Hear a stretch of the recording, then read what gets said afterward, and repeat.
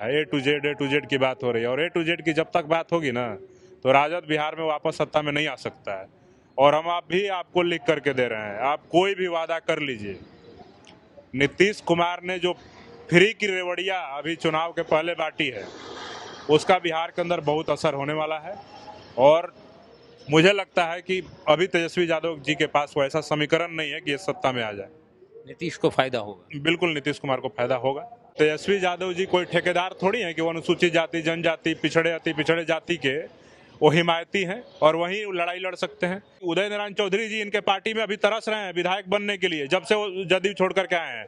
जबकि जदयू में थे तो वो 10 साल तक लगातार विधानसभा के अध्यक्ष रहे थे। श्याम रजक जैसा आदमी जब इनकी पार्टी में था, मंत्री पद छोड़ के गए। मंत्री पद को लात मार करके इनकी पार्टी में वो थे, उनका ये कदर नहीं किए, उनको बचा करके पार्टी में नहीं रख पाए। देखिए, अशोक महतो जी ने एक समय में पिछड़ों की लड़ाई लड़ी है, हम उनके लड़ाई को हम सम्मान करते हैं। प्रशांत किशोर पूरा पॉलिटिकल फ्रॉड है भाई, उसका क्या बात कर रहे हैं, उसका पूरा सिस्टम पैसे पे चल रहा है, पैसा खत्म, उसका खेल खत्म। पारस जी अगर आएंगे तो उनको हम लोग समान 29 सीट देंगे।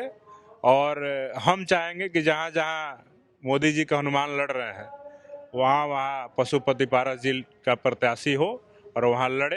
पारस जी ओवैसी साहब से संपर्क किए हैं और उनकी चर्चाएं हुई हैं इस गठबंधन को लेकर। चुनाव के तारीखों की घोषणा हो गई है, नॉमिनेशन का डेट भी 10 तारीख से है, लेकिन अभी महागठबंधन हो या एनडीए, अभी किसको टिकट मिलेगा अभी तय नहीं है। और एक नया गठबंधन बन रहा है बिहार में इस चुनाव को लेके, भीम आर्मी का। तो भीम आर्मी का की जो पॉलिटिकल पार्टी है आज़ाद समाज पार्टी, वो किसके साथ गठबंधन करेगी। एनडीए में तो बात नहीं बनी। अमर ज्योति जी भीम आर्मी के प्रदेश अध्यक्ष हमारे साथ है। चुनाव में नॉमिनेशन बहुत लोग अब करवा रहे हैं, जिनको निर्दलीय लड़ना है या दूसरे दल में किसी पार्टी से लड़ रहे हैं। आप लोग का कुछ पता नहीं चल रहा है? पता पूरे बिहार के दलितों को है, मुसलमानों को है, पिछड़े अति पिछड़ों को है, बहुजन समाज के लोगों को है कि आज़ाद समाज पार्टी किस पार्टी के साथ गठबंधन में जाएगी, किसके साथ जाएगी। देखिए, हमारी चर्चाएं जो AIM है उसके पार्टी के जो बिहार के प्रदेश अध्यक्ष हैं अख्तरुल इमान साहब, हमारी पार्टी के प्रदेश अध्यक्ष, उनसे वार्ता चल रही है। और चूंकि अख्तरुल इमान साहब अभी अपने विधानसभा क्षेत्र में है, जब वो पटना पहुंचेंगे तो इस गठबंधन का औपचारिक ऐलान भी हो जाएगा।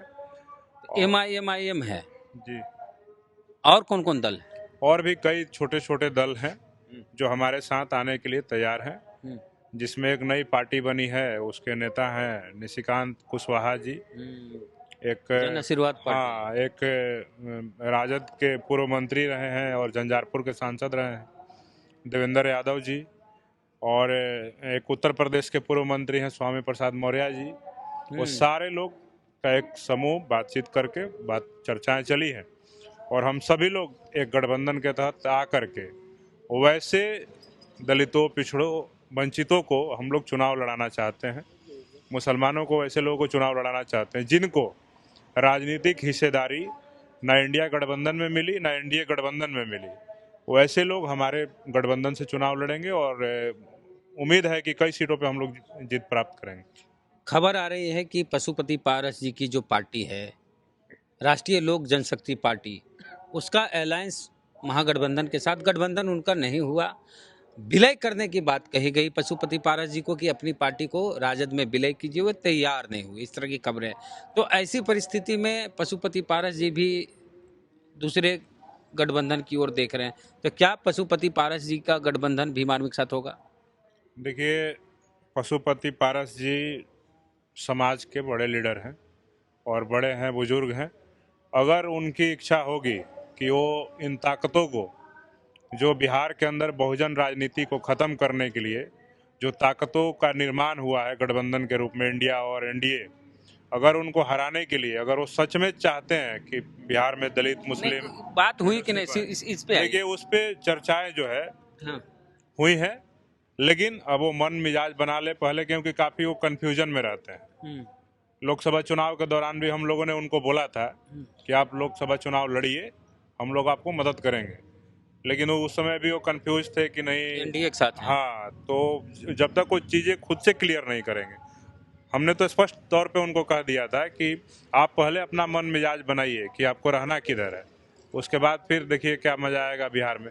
लेकिन जब वो मन मिजाज बना लेंगे तो उनको भी हम लोग गठबंधन में। ऐसी कोई बातचीत पशुपति पारस जी से हुई, चाहे ओवैसी जी की पार्टी से, चाहे आपकी पार्टी से? देखिए, हमारी पार्टी से तो अभी उनका औपचारिक जो बात होना चाहिए नहीं हुआ है और ना मुलाकात हुआ है, लेकिन चर्चाएं हैं। उनके पार्टी के कई नेता हमारे संपर्क में भी हैं, हमारे पार्टी के जो प्रदेश अध्यक्ष हैं उनके भी संपर्क में है। और ओवैसी साहब की पार्टी से क्या बात हुई नहीं हुई ये मेरे जानकारी में नहीं है, लेकिन मुझे पता चला उनके ही नेताओं के द्वारा कि पारस जी ओवैसी साहब से शायद संपर्क किए हैं और उनकी चर्चाएं हुई हैं इस गठबंधन को लेकर के। तेजस्वी यादव से क्यों नहीं गठबंधन हुआ आरजेडी से, उनकी पार्टी से? देखिए, तेजस्वी यादव जी सबसे पहले गठबंधन की तो दूर की बात है, वो चाहते क्या है बिहार में करना, पहले ये समझने की आवश्यकता है। सरकार बनाना चाहते हैं। सरकार बना देने से क्या दलितों का, पिछड़ों का, बहुजनों का कल्याण हो जाएगा?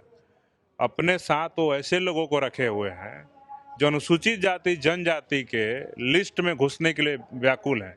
तो तेजस्वी यादव जी वेटनरी कॉलेज में कार्यक्रम किए अनुसूचित जाति जनजाति का स्पेशल, वहाँ पे आने वाले लोग और वो स्टेज पे मौजूद जो उनकी पार्टी के अनुसूचित जाति जनजाति समाज के नेता हैं उनको पूछना चाहिए कि मल्लाह समाज के जो नेता अपने आप को बताते हैं मुकेश सहनी जी, क्या मुकेश सहनी का ये मांग कि मल्लाहों को अनुसूचित जाति की सूची में डाला जाए तेजस्वी यादव पूरा करेंगे?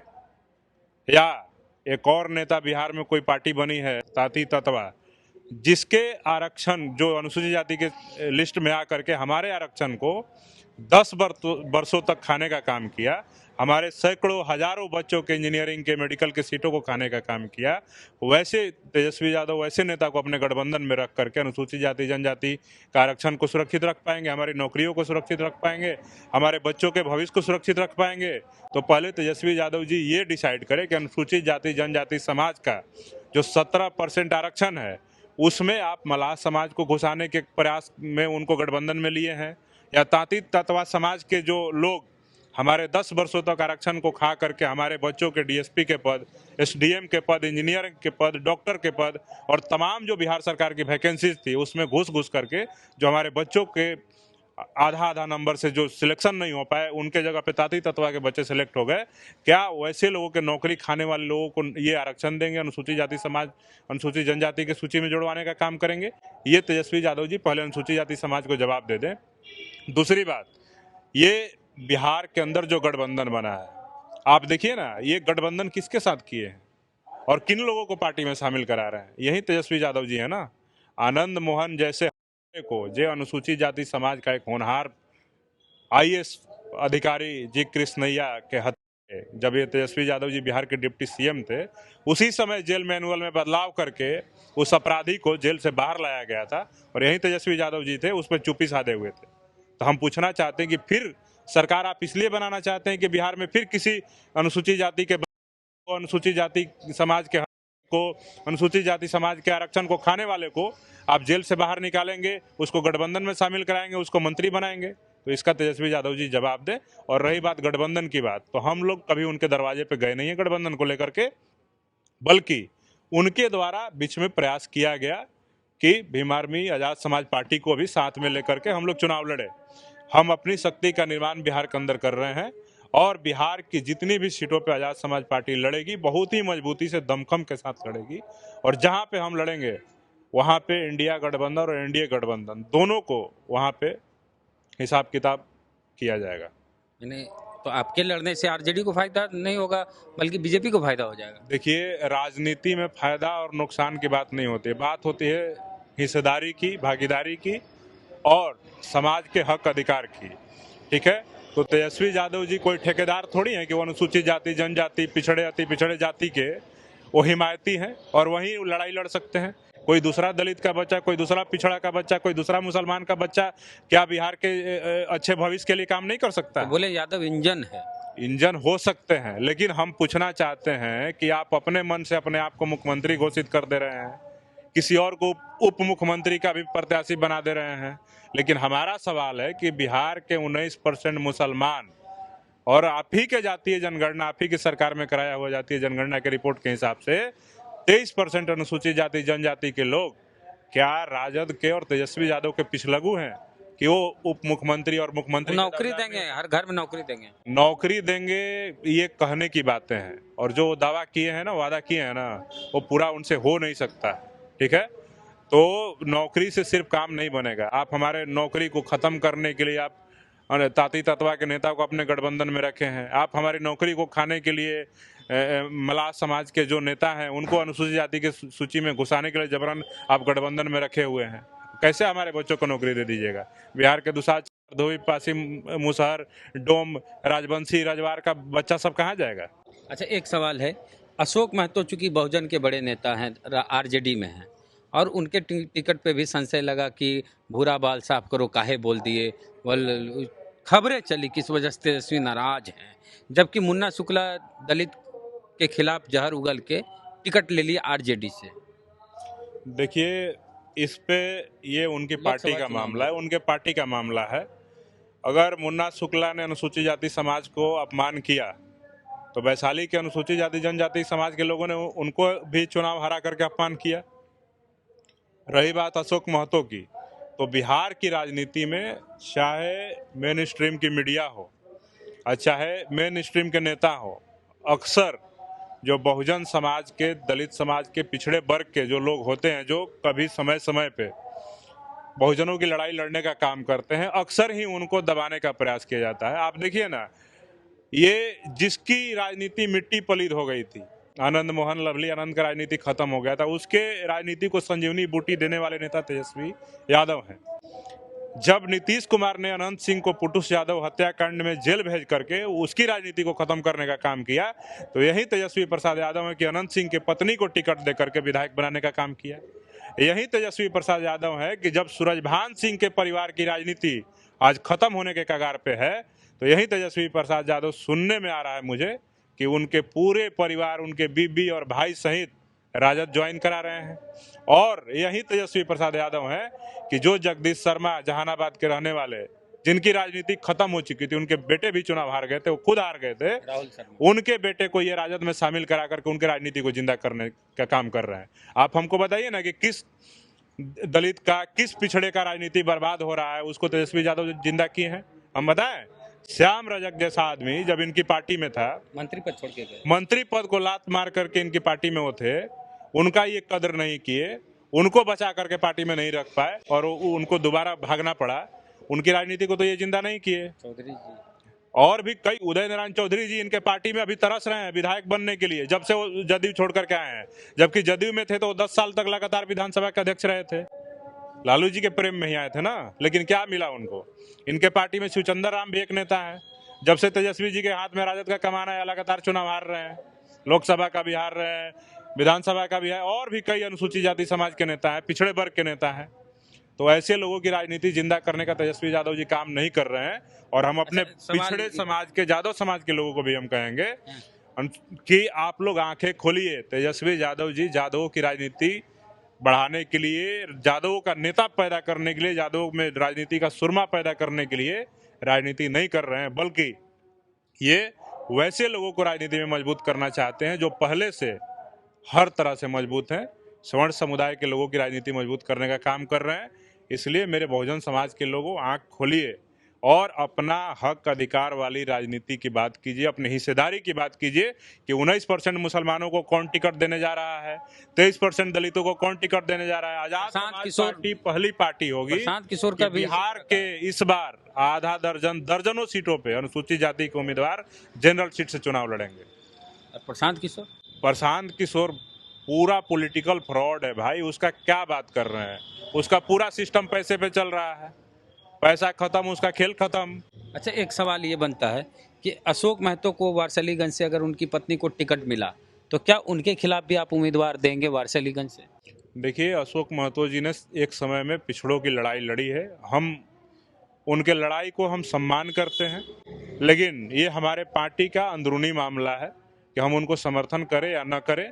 उस सीट पे अगर हमारे पास अभी तक कोई प्रत्याशी नहीं है वारसिलीगंज में, लेकिन अगर उनको टिकट मिलता है तो हम लोग एक बार सोचेंगे, विचार करेंगे। क्योंकि बीच में एक बार वो हमारे संपर्क में आए थे और उन्होंने बातें की थी, तो मैंने उनको बोला भी था कि आप जिस पार्टी में हैं उस पार्टी का विचारधारा बदल गया है, ए टू जेड की बात हो रही है, और ए टू जेड की जब तक बात होगी ना तो राजद बिहार में वापस सत्ता में नहीं आ सकता है।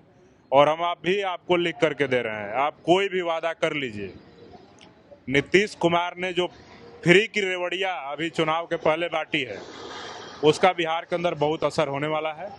और मुझे लगता है कि अभी तेजस्वी यादव जी के पास वैसा समीकरण नहीं है कि ये सत्ता में आ जाए।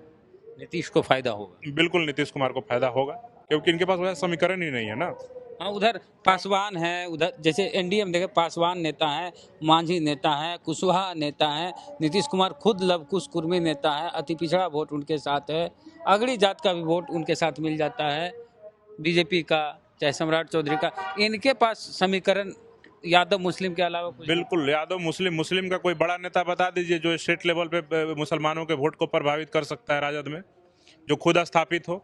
नहीं है। कोई दलितों का स्थापित नेता का नाम बताइए राजद में, जो खुद स्थापित हो और अपने 10 लोगों को टिकट दिला सकता है। कोई है हैसियत का? नहीं है ना। तो जब ये लोग दलित का, मुसलमान का मजबूत राजनीति करने वाला नेता अपने पार्टी में तैयार नहीं कर सकते हैं, जो अपने कहने पे अपने पार्टी से 2 4 5 10 लोगों को टिकट दिला सकता है, तो फिर काहे का नेतृत्व? हमारे पार्टी आजाद समाज पार्टी में इतनी क्षमता है कि जिसको अमर ज्योति बोलेगा उसको टिकट मिलेगा, जिसको जौहर आजाद बोलेगा उसको टिकट मिलेगा। ठीक है। तो जो दलित, मुसलमान, पिछड़े अति पिछड़े का हिमायती हो, जो अपने लोगों के हक अधिकार के लिए पार्टी के सीनियर नेतृत्व से लड़ जाए, वही असली हिमायती हो सकता है बहुजनों की राजनीति का। बाकी पैसे पे बहुत सारी पार्टियों का टिकट बट रहा है। अब बिहार के बहुजन समाज के लोगों को जो चुनाव लड़ने की इच्छा जता रहे हैं, व्यक्त कर रहे हैं और अपना रिज्यूम और तमाम बायोडाटा भेज रहे हैं, समर्थकों को जुटा रहे हैं, उन लोगों को सोचने की आवश्यकता है कि बिहार की राजनीति कैसे होगी और कैसे बिहार में बदलाव। एक आखिरी सवाल ये है, आप लोग की तो बात चल रही थी राष्ट्रीय जनता दल से, कहाँ बात नहीं बनी? देखिए, इस पे हम कुछ भी नहीं कहेंगे। मेरी ना तेजस्वी यादव जी से इस पे कोई वार्ता हुई है, ना उनके पार्टी के किसी नेता से हुई है, ना हमने कभी प्रयास किया है। और बात कहाँ चल रही थी, कहाँ चल रही थी, नहीं चल रही थी, जो बीत गया सो बात गया। अब उस पे हम लोग को मिट्टी डाल देने में ही भलाई है। उसकी चर्चा करके चीज़ें खराब करने से कोई फायदा नहीं है। चलिए, तो बीजेपी में और जदयू 101 सीटों पे चुनाव लड़ रही है। चिराग पासवान की पार्टी लोजपा आर को 29 सीटें मिली है एनडीए में, मांझी जी की पार्टी को 6 सीटें मिली है और कुशवाहा जी की पार्टी आरएलएम को भी 6 सीटें मिली है। तो इस तरह से एनडीए में सीटों का बंटवारा हो गया। इनका अभी बंटवारा होना बाकी है, क्योंकि पशुपति पारस जी भी आ सकते हैं। पारस जी आएंगे तो कितनी सीट आपको उनको देंगे? पारस जी अगर आएंगे तो उनको हम लोग समान 29 सीट देंगे। और हम चाहेंगे कि जहाँ जहाँ मोदी जी का हनुमान लड़ रहे हैं, वहाँ वहाँ पशुपति पारस जी का प्रत्याशी हो और वहाँ लड़े। और दमखम से उनके लिए आज़ाद समाज पार्टी, कांसी राम, भीम आर्मी और तमाम जो हमारे गठबंधन के नेता होंगे, घटक दल होंगे, वो लोग अपना दमखम लगाएंगे उनके प्रत्याशी को जिताने के लिए। और मजबूती से हम लोग उनके प्रत्याशियों के लिए मेहनत करने का काम करेंगे। चलिए, पूरी बातचीत पर आपकी क्या राय है, प्रतिक्रिया कमेंट बॉक्स में दे। जय भीम, जय भारत।